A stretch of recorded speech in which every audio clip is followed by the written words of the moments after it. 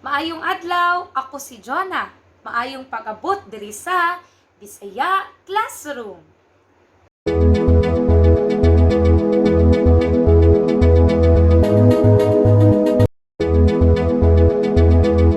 Hello, welcome back to this little classroom of mine, and today we are going to have a brand new lesson.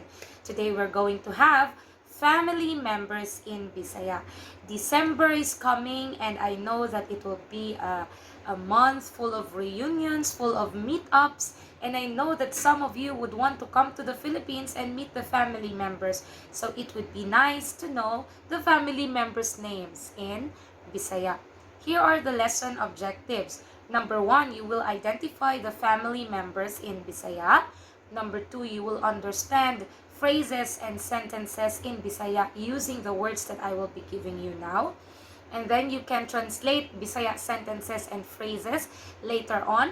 And finally, you will be able to construct your own sentences using the words that you will be learning today. So I hope that you are ready. If you are ready, please click the subscribe button down below and click the notification bell so that you will be notified on my next lessons. Okay, let's start with the first word. Mother and father. So the common way to refer to mother and father is mama ug papa. Mama for mother, papa for father. Traditionally, mother could be called inahan and father would also be amahan. Some kids would actually use inahan ug amahan to refer to their mother and father, but it's rarely used. Another rarely used term for mother and father is nanay ug tatay. Ug there is actually end, the conjunction end. Okay? Nanay ug tatay. Nanay for mother and tatay for father. But it's again rarely used. It's commonly used in the Tagalog area, those who speak Tagalog, in the Luzon area. So they usually use nanay ug tatay. But the most common for us Bisaya is actually mama ug papa. Okay? So now let's have sentences. Siya ang akong mama. She is my mother. Siya there is a pronoun. Okay? Siya can be for male or it can be for female. Siya ang akong mama or siya ang akong papa or siya ang akong inahan. Siya ang akong amahan. Siya ang akong nanay. Siya ang akong tatay. Okay? Then, asa ang akong mama. Asa there means where. Asa ang akong mama. Where is my mother? Asa ang akong papa. Where is my father? Asa ang akong inahan? Asa ang akong amahan? Okay? Next. Kauban nako ang akong mama. Kauban nako ang akong papa. Kauban nako ang akong inahan. Kauban nako ang akong amahan. Kauban nako akong nanay. Kauban nako ang akong tatay. Okay? Means I am with my mother or father. Okay? Understood? Kauban nako, I am with. Okay? Next, let's continue. Child or children. So if you are a parent, okay, this is how you refer to your child or to your children in Bisaya. For one child, yes, child, anak. Okay? It can be either female or male.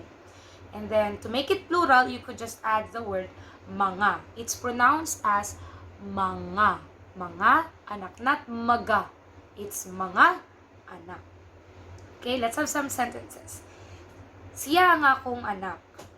She is my child. If your child is a female, or same. Siya ang akong anak if he is also a male.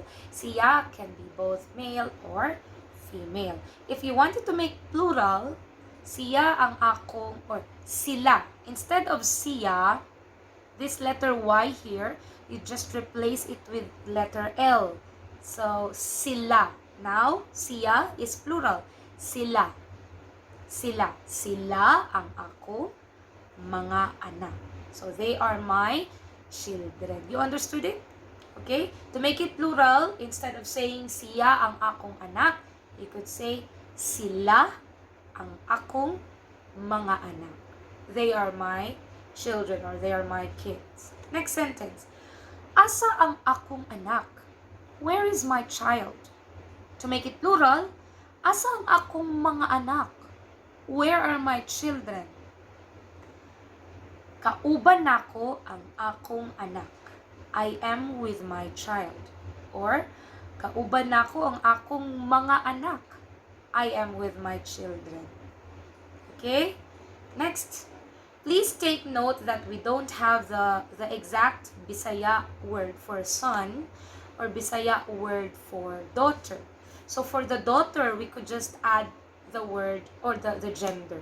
So to say daughter, we could say anak nga babayi. So that means daughter. Babayi there is female.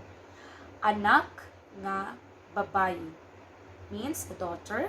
Anak nga lalaki, lalaki is male. So it means son, anak nga lalaki. So if you would like to say, he is my son, you could just say, siya ang akong anak nga lalaki. Or if you would say, where is my daughter, you could say, asa ang akong anak nga babayi. Okay, you understood? Very good. Now let's proceed to siblings or your brother and sister. Okay, for your siblings, you call them igsuon, or you call your sibling igsuon if there's only one. If it becomes plural, it will become mga igsuon, regardless of the gender, okay? Mag-igsuon mi. So if you are saying we are sisters or we are brothers, you could say mag-igsuon mi. Or you could drop the I there. You could simply say magsuon mi. Magsuon mi. We are siblings. Okay? Next. Asa ang akong igsuon? Where is my sibling? Okay? Or, kauban nako ang akong igsuon. I am with my sibling. Igsuon there regardless of the gender. Okay? If you want to make it plural, you could just add mga. Kauban nako ang akong mga igsuon. Asa ang akong mga igsuon? Okay? Understood? Next. Okay. We have a term for our older sibling or our older brother or sister, regardless of the gender. Okay? This time we have one term for our elder brother or sister. We call them our magulang. Magulang. It's, magulang. Magulang. Okay? Phrase. For example, if you want to point out that this person is your older brother or sister, you could simply say, magulang nako. Meaning, my older brother or my older sister. To make it formal, you could say, siya ang akong magulang. Just like how you say it a while ago for, she is my mother. Siya ang akong magulang. Or, simple phrase, magulang nako. Okay, and then, if you would like to ask, where is your older brother or sister, you could say, asa ang akong magulang? And then, kauban nako ang akong magulang. Okay? Kauban na. I am with my older brother or sister. Alright, okay, you understood. And then, let's continue. What do you call the eldest brother or sister or the firstborn in your family? Actually, in the Philippines, it's very common to have big families. Like in one family, there will be 5 children, 3 children at most, or maximum or minimum 3 children, 4, 5, or more than that. So what do you call the eldest brother or sister or the firstborn? We call them kinamagulangan, kinamagulangan, 6 syllables. Or some would pronounce it as kinamaguwangan, kinamaguwangan, 6 syllables also. Just replaced L with the W, that's the only difference, but they are actually the same word. Some would actually shorten this word. They would drop the in, that IN. They would just say kamagulangan. So from 6 syllables, it will become 5. Kamagulangan. Or kamaguwangan. Kamaguwangan. Kamagulangan. Kamagulangan. Kamaguwangan. Okay? It means you are the firstborn, or he or she is the eldest brother or sister. Here are sample sentences. Siya ang kinamaguwangan. He or she is the firstborn. Ako ang kinamaguwangan nga anak ni Mr. and Mrs. Gonzalez. I am the firstborn child of Mr. and Mrs. Gonzalez. Next sentence. Asa ang inyong kinamaguwangan nga igsuon? Where, that's asa. Where is your eldest brother or sister? Asa ang inyong kinamaguwangan nga igsuon? By the way, kinamagulangan or kamaguwangan, it actually is derived from the first word that I gave you. That's magulang. You remember? Magulang. It's actually derived from this word. It means senior or elder. Okay, understood? I hope that it's understood. Let's go now to the specific gender. So aside from the magulang, we also have one word to specify an older brother, or to call an older brother. And we call our older brother as kuya. Kuya. Sentence, siya ang akong kuya. He is my older brother. Kuya nako, my older brother. Okay? Asa ang akong kuya? Where is my older brother? Kauban nako ang akong kuya. I am with my older brother.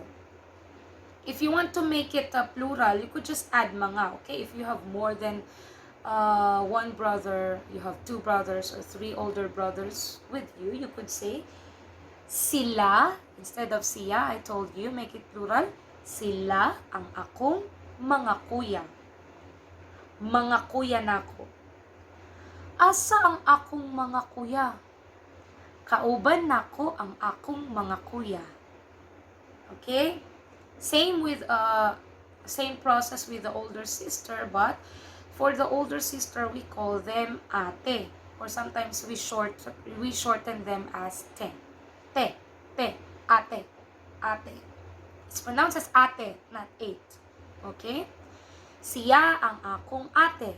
Make it plural. Sila ang akong mga ate. If you have more than one older sister. Okay? Ate nako.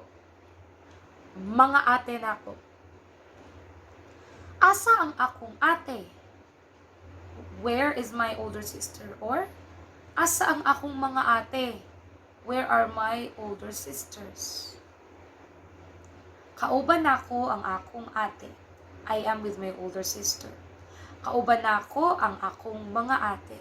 I am with my older sisters. If you're the youngest among the group. Okay? Understood? Next, what do you call your younger brother or sister, regardless of the gender? You know, if the older brother or sister is called magulang, you call your younger brother or sister as manghud. Manghud. Manghud. So even though that person is, 1 year younger than you, they are your manghud. Okay. Siya ang akong manghud. She is my younger sister or my younger brother. Manghud nako, my younger sister or my younger brother. Asa ang akong manghud? Where is my younger sister or where is my younger brother? Kauban nako ang akong manghud. I am with my younger sister or younger brother. Again, if you want to make it plural, you just add the word mga. Sila ang akong mga manghud. So if you're the oldest, you're the kinamagulangan, you call the rest of your siblings as mga manghud. Sila ang akong mga manghud. Mga manghud nako. Asa ang akong mga manghud? Kauban nako ang akong mga manghud. Okay? Next, what do you call your youngest brother or sister? So in the hierarchy of the children, the eldest or the firstborn is called kinamagwangan. The youngest will be called kinamanghuran. Kinamagwangan, kinamanghuran. Okay? Or kamanghuran.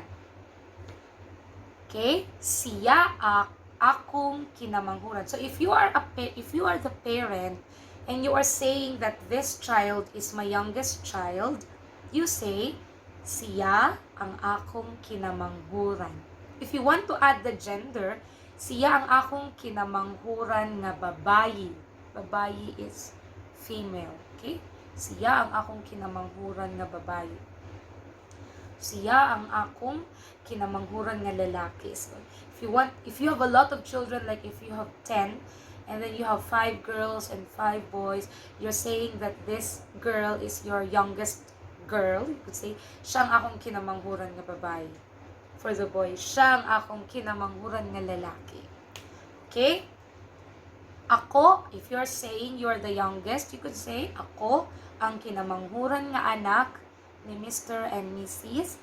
Gonzalez. Or you can actually remove the phrase nga anak. Because when you say, ako ang kinamanghuran ni Mr. and Mrs. Gonzalez, it's actually understood that Mr. and Mrs. Gonzalez are the parents and you are the child, okay?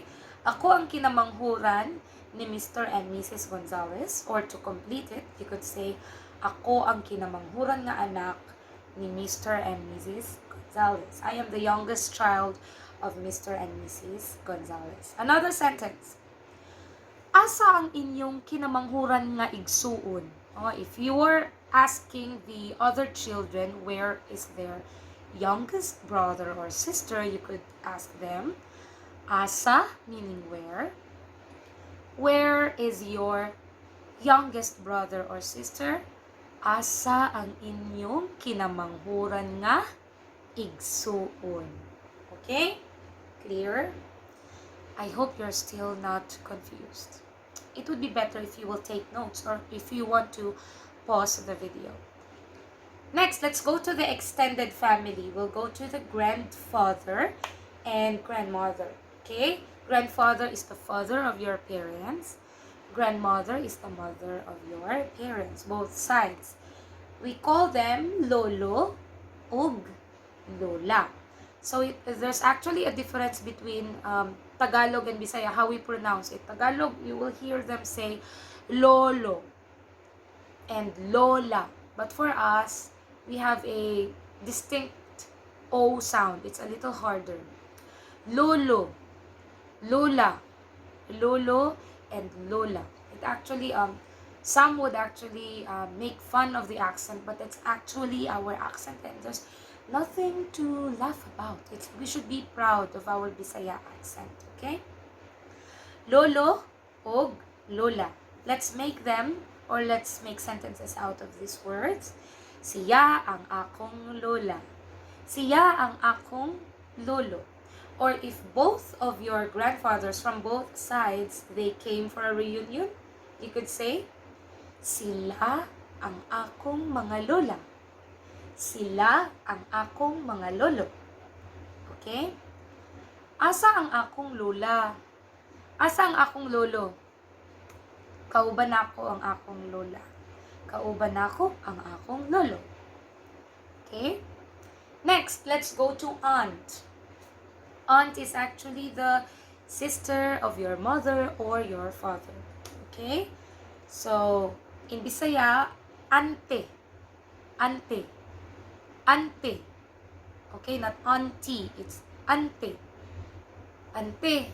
Ante. Ante. Siya ang akong ante. Ante nako. Asa ang akong ante? Kauban nako ang akong auntie. If you are with more than one aunt, like you have a lot of aunts, just make them plural. Sila ang akong mga auntie. Mga auntie nako. Asa ang akong mga auntie? Kauban nako ang akong mga auntie. Next, uncle. In Bisaya, it's uncle. Uncle. Or we sometimes shorten it as kol. Kol. Uncle. Kol. Okay? So, uncle is actually the brother of your mother or sister. Siya ang akong uncle. Uncle nako. Asa ang akong angkol? Kauban nako ang akong angkol. Okay, here's a fun fact. In the Philippines, actually, if one person is actually older than us, like if we think that their age is at the same age as our biological aunt and uncle, we refer to them as auntie and uncle, even though we are not related. So, for example, for example, in the church, like I am a 10-year-old child, and I am meeting a 40-year-old woman. Her name is Jane. We are not related. We do not call her Jane, simply Jane. No, it's actually rude for us. We call her Auntie Jane. Okay, even though she is not really my aunt. Auntie Jane. Okay? Or if the female is a little older than you and you think that their age is of about the same age as your sisters, for example, I am 10 and then she is 12 or she is 15, 17, you call them ate, even though she is not my biological sisters. We have those honorifics to other people even though we are not blood related. If the person is old, like around 60 to 70, 80, even though they are not our grandmother or grandfather, we call them lolo or lola. Okay? Take note, simply calling a person's name, simply calling a person by name without honorifics, especially if they are a little older than you, is actually rude. Okay? Okay, now let's go to the last word that I'll be giving you. For the cousins, we call them ig-agaw. Ig-agaw. To make it plural, mga ig-agaw, regardless of the gender. Mag-ig-agaw mi. We are cousins. Or you could just drop the ig. You could say, mag-agaw mi. Asa ang akong ig-agaw? Kauban nako ang akong ig-agaw. Alright, so here's the test. I hope that you have remembered some of the phrases that I have introduced. So I'll be giving you a Bisaya phrase and you're doing your best to translate it in English. Or if you want, you can translate it in your own language. Okay? 3 sentences, Bisaya sentences, and please translate it. Asa ang akong mama? Yes, where is my mother? If you get it correctly, please comment down below and tell me you get it correctly. Okay, second question, or second sentence, sorry. Kauban nako ang akong igsuon. It's I am with my sibling, or I am with my brother or sister. Last sentence. Siya ang akong lola. Yes, she is my grandmother. Congratulations for finishing another Bisaya lesson. I hope that you have really learned a lot. If you forgot some of the things that I have discussed, you can actually go back to those parts. You can pause. You can keep on repeating it. You can even make your own sentences out of the words that I gave you. Please comment down below the sentences that you have constructed, and I will do my best to share my insights about the sentences that you have made. If you want to support our dear classroom, you can click the Buy Me a Coffee link down below, and you would greatly become a blessing to my Bisaya classroom family. I hope that I'll see you next time in my Bisaya classroom. Bye!